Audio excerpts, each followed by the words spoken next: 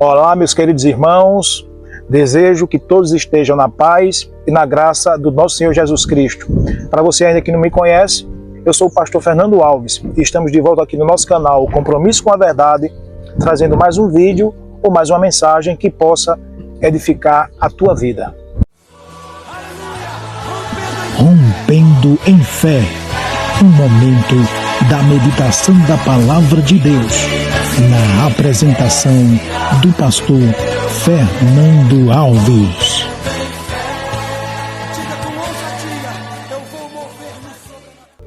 Então, meus queridos irmãos, já estamos de volta, trazendo mais uma mensagem vinda de Deus para a tua vida. Convido a você que nos assiste pela primeira vez a se inscrever no canal, a curtir, deixar o comentário e compartilhar.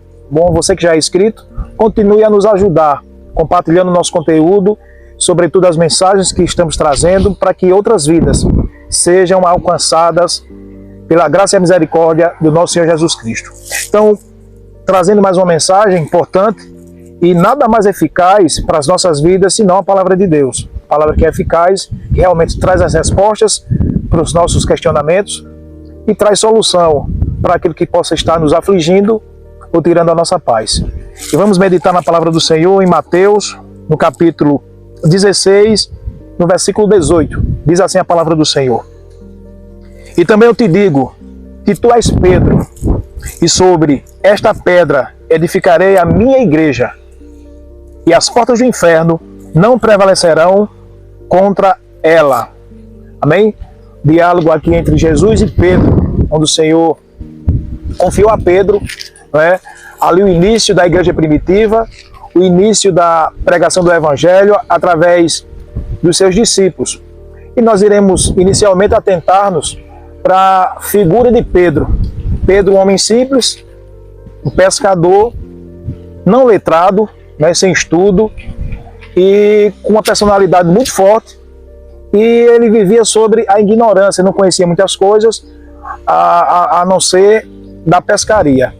E Jesus um dia encontrou Pedro e o escolheu para que ele deixasse de ser pescador de peixes para ser pescador de almas.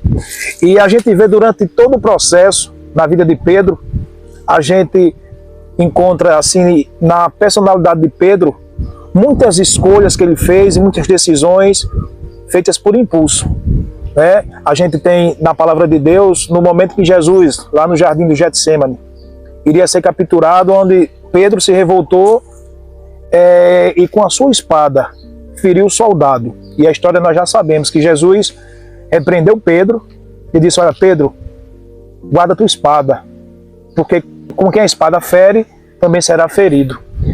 E dali Jesus restituiu a orelha do soldado, e ali foi um milagre diante de todos ali. Então, a ação de Pedro, né, por impulso. Em outro momento, Jesus estava falando da sua partida, da sua morte, em favor de todos nós. E naquele momento, Pedro também não aceitou. Não, Senhor, nós não iremos aceitar. Não, nós não iremos deixar que te levem. Eu irei contigo até a morte. E também Jesus o repreendeu. Jesus disse assim: afasta-te, Satanás. Naquele momento, o Senhor se dirigiu a Pedro, que estava sendo usado pelo inimigo para que o propósito de Deus, através de Jesus, não se cumprisse. E a figura de Pedro não é diferente da nossa. Nós temos algo em nós que Deus sempre quer trabalhar, a nossa natureza humana, que muitas das vezes age por impulso. Muitas das vezes nós queremos resolver a nossa maneira, sem consultar a Deus, porque assim, todas aquelas escolhas e decisões que Pedro tomou, sem se aconselhar com Jesus, sem perguntar a opinião do Senhor, e muitas das vezes, na maioria das vezes, ele errou. Não era aquilo que Deus queria naquele momento, não era aquilo que Jesus desejava na vida de Pedro, não era o desejo de Deus que ele se comportasse daquela maneira nas situações que nós citamos aqui. E não é diferente de nós. Nós vivemos num mundo que nos estimula sempre a resolver a nossa maneira, porque somos ansiosos demais.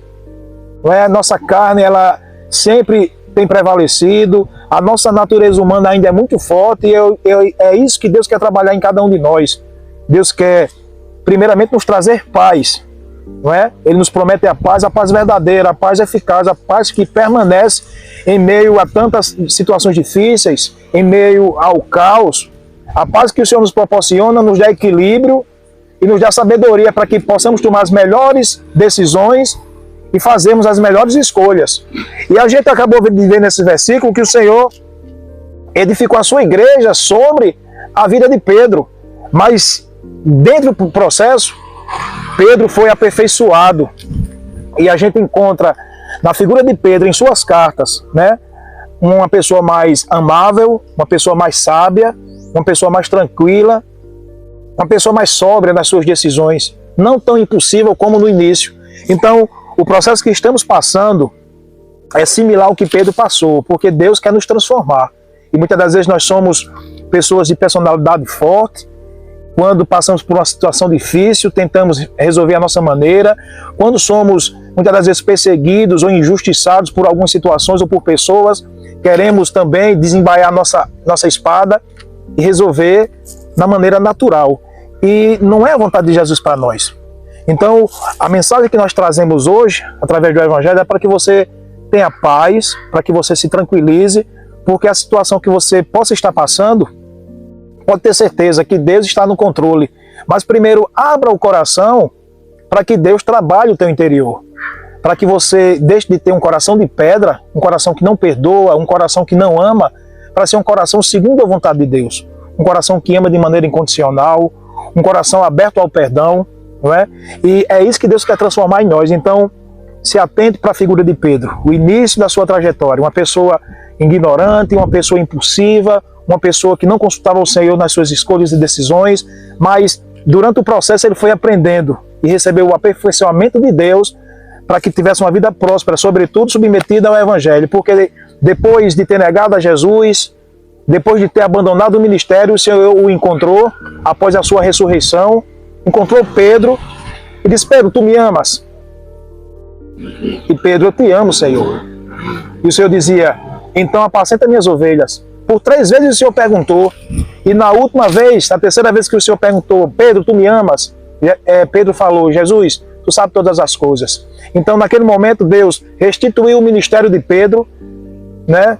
Sobretudo edificando a sua igreja, confiando a liderança da igreja a Pedro. Então, Deus está te chamando para você ser líder. Não é, eu não digo líder de uma denominação, de uma igreja, mas você ser líder da tua família, você ser líder da tua casa, de maneira sábia. Deus te chama para o aperfeiçoamento, para que você seja líder dentro do teu casamento, na educação dos teus filhos, na tua vida profissional. Então Deus nos proporciona tudo aquilo que precisamos. Então eu aconselho a você, consulte as Escrituras, crie um relacionamento com a Palavra de Deus, porque nós encontramos na Palavra de Deus todos os nossos erros. E é isso que Deus quer nos corrigir de maneira amável. Ele não impõe as coisas, Ele nos propõe que possamos tomar posse das nossas bênçãos. E bênçãos, então, somente não é algo material, como as pessoas têm pregado aí. Bênção, querida, a verdadeira bênção vem de Deus. São virtudes espirituais, a sabedoria para tomarmos as melhores decisões, fazermos as melhores escolhas, amar o próximo, não é? Perdoar o próximo, que é algo muito difícil. Porque assim, nós temos a nossa esposa, nosso esposo, nossos filhos, nossos pais, são pessoas que nós amamos. Mas muitas das vezes deixamos de amar essas pessoas que gostamos. Imagine nós amarmos aqueles que nos afligem, aqueles que torcem pela nossa queda, aqueles que nos perseguem. Mas essa é a vontade de Deus. Mas nós, humanamente, não iremos fazer isso se não passarmos pelo processo. Se não nos submetermos ao processo, o propósito não se cumpre. Então, espero que você tenha gostado da mensagem, tá certo? Tome posse dessa mensagem hoje, tá certo? Você que nos assiste. E também compartilhe com alguém da tua família, com um amigo, porque Deus fala com você, mas Deus quer falar com outras pessoas e quer usar a tua vida para abençoar a vida de outras pessoas, tá bom? Então, deixa aqui o teu comentário, o que é que você achou da mensagem, tá bom? E se puder, compartilhe para outras pessoas. Então, que Deus abençoe a tua vida e até o próximo vídeo, se assim o Senhor nos permitir.